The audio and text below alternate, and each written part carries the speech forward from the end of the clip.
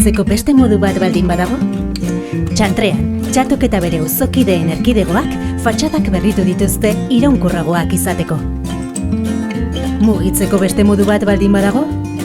Raulek auto elektrikoa eskuratu du, eta Maitane bizikleta zibiltzen da egunerokoan. Erosteko beste modu bat baldin badago?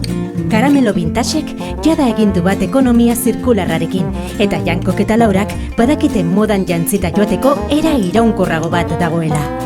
Funtzionatzeko beste modu bat baldin badago? Solidus Bidekartek bere energia sortzen du eta diru asko aurrezten du fakturan. Elikatzeko beste modu bat baldin badago? Vicentek modu ekologikoan landatzen du, eta Anderrek bertako eta sasoiko produktuak erosten ditu beti.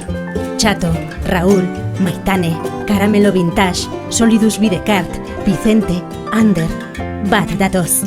Ez du axola herritarra edo enpresa bazara. Klima aldaketari eta energia transizioari buruzko foru lege berria, herritar guztiontzat da onuragarria. Begiratu, nafarroagreen.eus webgunean neurri guztien gaineko informazioa eta zure eskura dauden diru laguntzena. Orain, beste modu bat badagoelako.